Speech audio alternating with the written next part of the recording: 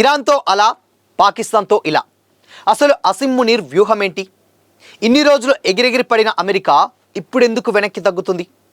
Iran America శాంతి చర్చలకు పాకిస్తాన్ ఎందుకు ఆతిథ్యం ఇస్తుంది? Watch this video.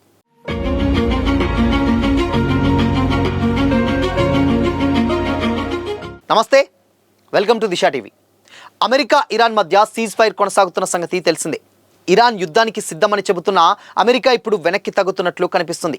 ప్రపంచవ్యాప్తంగా వస్తున్న వ్యతిరేకత, ఇంధన వనరుల కొరత తీవ్రమవ్వడంతో అగ్రదేశం వెనకడుగు వేస్తున్నట్లు కనిపిస్తుంది.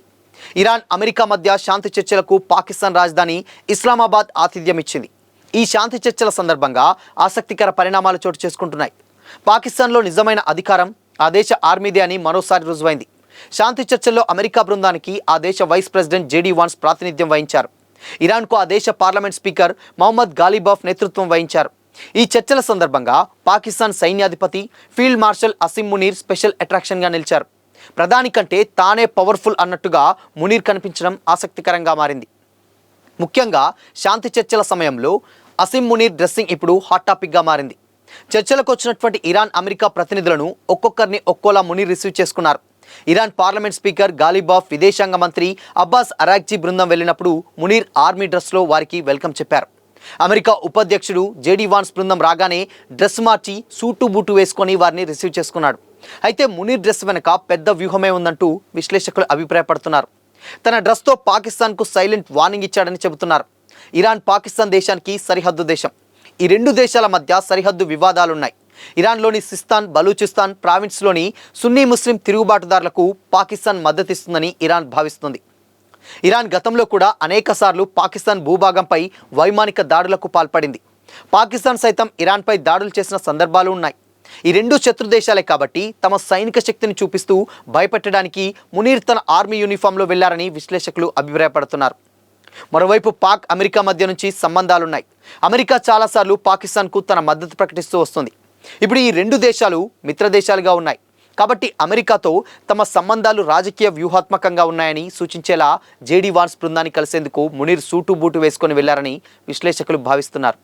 మరోవైపు అమెరికా ఉపాధ్యక్షుడు వెళ్తే ప్రోటోకాల్ ప్రకారం పాక్ ప్రధాని లేదా మంత్రులు రిసీవ్ చేసుకోవాలి. కానీ సైన్యాధిపతి హోదాలో మునీర్ వెళ్లడం ప్రధాని కంటే ఆర్మీనే పవర్ఫుల్ అనే సంకేతాలు ఇచ్చినట్లు కనిపిస్తుంది.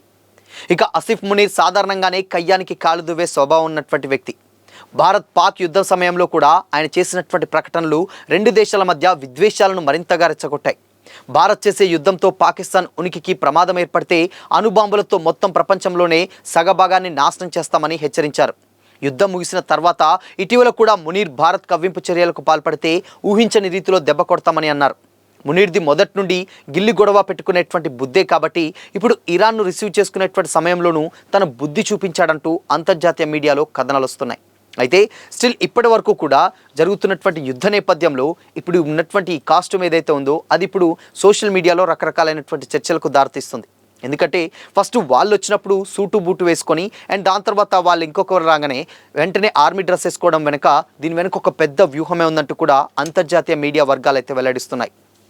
ఎందుకంటే ఆర్మీ డ్రెస్ వేసుకుంటే ఒక ఇద్దరు వ్యక్తులను రిసీవ్ చేసుకునేటప్పుడు ఒకే కాస్ట్యూమ్ ఉంచుకోవాలి, కానీ డిఫరెంట్ కాస్ట్యూమ్లతో రావడం వెనుక ఇక్కడ ఒక పెద్ద ప్లానే ఉందంటూ కూడా చాలామంది అభిప్రాయపడుతున్నారు. అంటే ఇండైరెక్ట్గా ఆర్మీ డ్రెస్లో వాళ్ళకు ఒక హెచ్చరిక జారీ చేసినట్లుగా కూడా తెలుస్తున్నాయి.